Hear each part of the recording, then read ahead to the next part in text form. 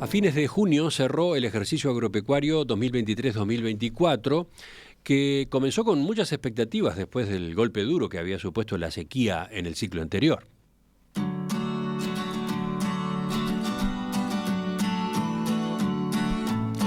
A partir de ese hito, Exante divulgó esta semana en sus redes sociales un análisis de las cifras clave y los resultados de las principales actividades del sector en nuestro país. Vamos a tomarlo, vamos a comentarlo en el espacio económico de hoy. ¿Cómo cerró el último ejercicio agropecuario a nivel de los principales rubros? ¿Los productores tuvieron revancha después de los malos resultados que implicó la sequía?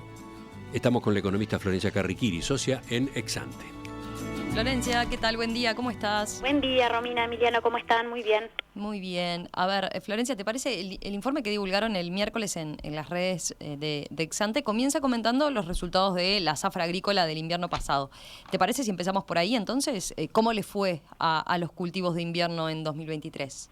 Bien, a ver, en el invierno del año pasado el área sembrada tuvo una reducción marcada que revirtió de alguna manera la suba que había visto en el invierno 2022. Recordemos que en 2022 y en un marco de muy buenos precios al inicio del año, el área sembrada con cultivos de invierno alcanzó un pico de casi 900.000 hectáreas con una expansión particularmente fuerte de lo que es el área de colza y carinata, que había llegado a superar las 340.000 hectáreas. Este último invierno, ya con precios significativamente menores y después de malos resultados, en particular en lo que fue el cultivo de colza en 2022, el área sembrada con este cultivo bajó más de 60% y se ubicó en unas 130.000 hectáreas, y al mismo tiempo el área con trigo y cebada se redujo también, aunque en menor magnitud, en torno de 10% en cada caso.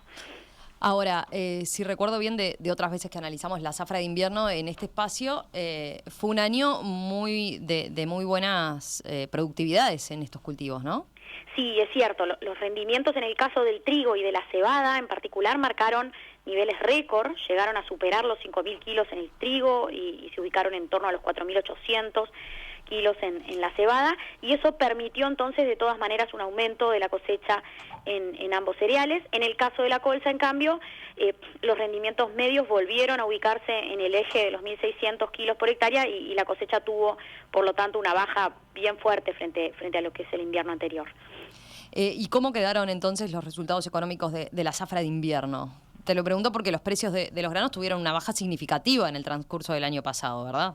Sí, a ver, a nivel de precios, los granos de invierno registraron bajas de aproximadamente 25% respecto al ejercicio anterior, pero al mismo tiempo los costos bajaron mucho, sobre todo recogiendo el abaratamiento de algunos insumos claves como los fertilizantes, que en el inicio del 2022 estaban en niveles pico. Uh-huh. En ese marco, según nuestras estimaciones, los resultados económicos habrían tenido una mejora frente a la zafra anterior en el caso del trigo y de la cebada, con un margen promedio antes de la renta de la tierra y de costos financieros en el entorno de los $300 por hectárea. Esto es algo arriba de ese valor en realidad en el trigo y algo debajo de ese valor en la cebada. En el caso de la colza, mientras tanto, la baja del precio junto con productividades que, como decía recién, siguen siendo muy pobres, habrían dejado nuevamente márgenes negativos en este cultivo. Al menos, obviamente, a nivel promedio país, ¿no? Siempre decimos, puede haber diferencias importantes entre productores. Bien.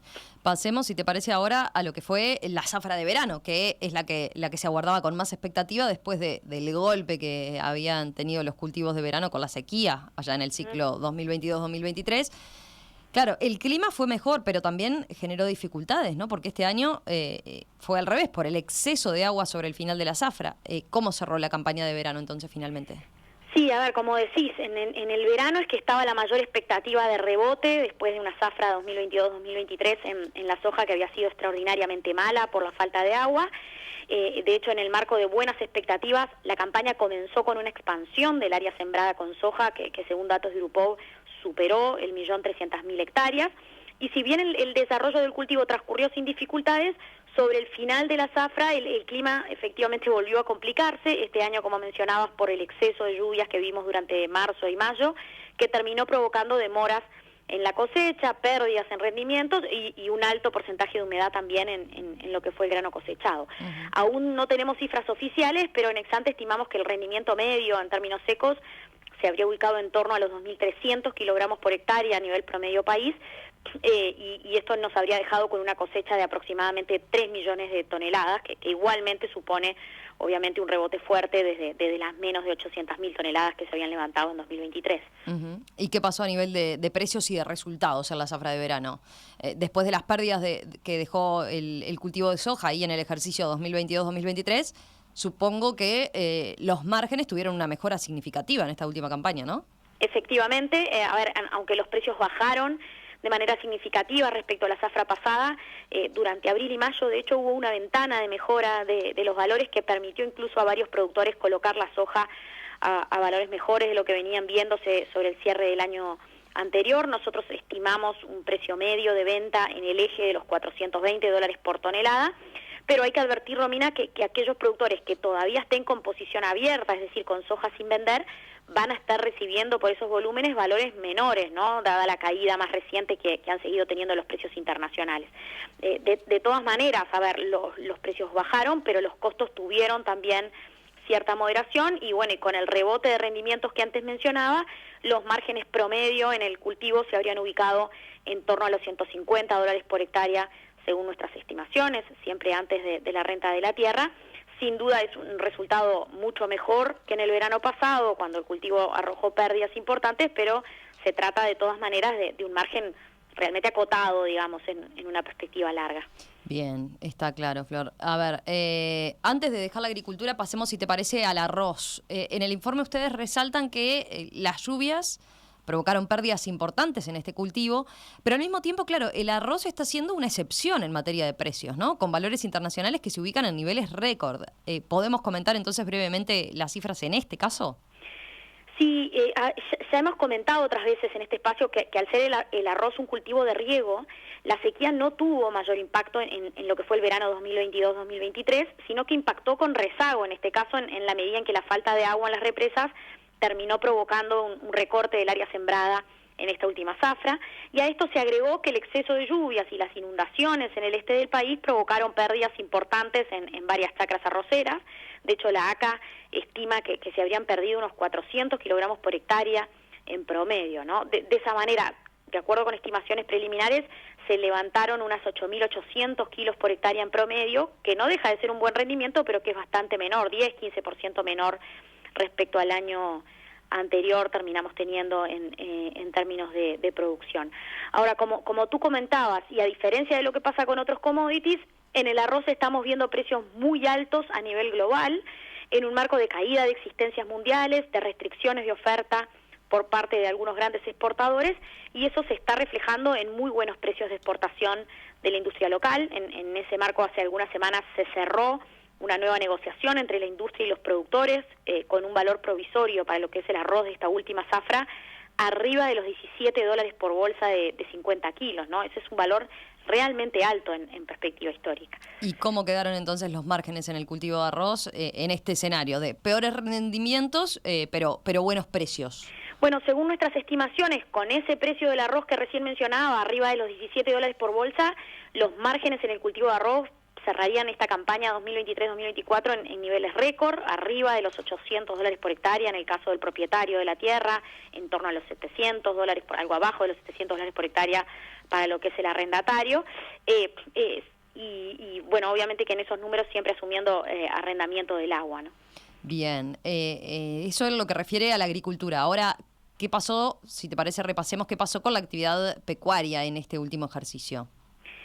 A ver, a nivel de lo que es la ganadería de carne, también fue un ejercicio de recuperación de la producción, en lo que hace a la extracción bovina en particular, vimos un crecimiento de 11% de la faena, y al mismo tiempo un alto dinamismo de la exportación de ganado en pie, que se duplicó frente al ejercicio anterior, se superaron las 300.000 cabezas exportadas, ¿no? Se trata de un nivel realmente alto, solo menor a lo que había sido el máximo registro del ciclo 2017-2018. Y si bien en ese marco de más demanda los precios del ganado tendieron a subir en estos últimos meses, en el promedio del ejercicio acumularon de todas maneras bajas en el entorno del 15% en el caso del ganado gordo, algo menores a nivel de la reposición que tuvo mayor firmeza. ¿Y cómo fue la situación a nivel de la lechería, por ejemplo? Y bueno, y la lechería fue otro de los sectores que tuvo un impacto negativo en su producción por las lluvias de marzo-mayo. La remisión de leche a plantas sufrió caídas importantes en abril, en mayo, en junio también, según datos preliminares, y el ejercicio lechero estaría cerrando entonces con una caída, aunque leve, de la producción. Y por otro lado, si bien los precios internacionales de los lácteos también tendieron a recuperarse en lo que va de este año, y han permitido cierta suba de los precios pagados al productor, en el promedio del ejercicio vimos un descenso de los precios de la leche de aproximadamente 10% frente al ejercicio anterior, con lo cual, aunque los costos bajaron, los márgenes operativos de los tambos se habrían mantenido prácticamente estables frente al ejercicio pasado. Uh-huh. En definitiva, Florencia, a ver, podemos concluir que el ejercicio agropecuario 2023-2024 fue sin dudas mejor que el anterior, pero por otro lado no fue un gran ejercicio en materia de resultados económicos en general. ¿Esa es una síntesis adecuada? Es una buena conclusión. A ver, en materia productiva vimos crecimiento en varios rubros, rebotando obviamente post-sequía, pero en términos económicos la mejora de resultados fue en general bastante menor a lo que se preveía, ¿no? O a lo que se esperaba. Aunque hubo diferencias por rubro, la verdad es que en términos generales el ejercicio 2023-2024 podemos decir que no dio la revancha con la que era esperado, ¿no? Florencia, gracias como siempre por este análisis, por esta puesta a punto. Vamos a recordarle a los oyentes también que repasamos muchos números, dimos mucha información. Pueden acceder al informe de Exante con el análisis del ejercicio agropecuario 2023-2024 en la página de Exante, ¿verdad? exante.com.uy y también en nuestro sitio web, por supuesto, como siempre. Un abrazo, buen fin de semana. Muchas gracias, buen fin de semana para ustedes.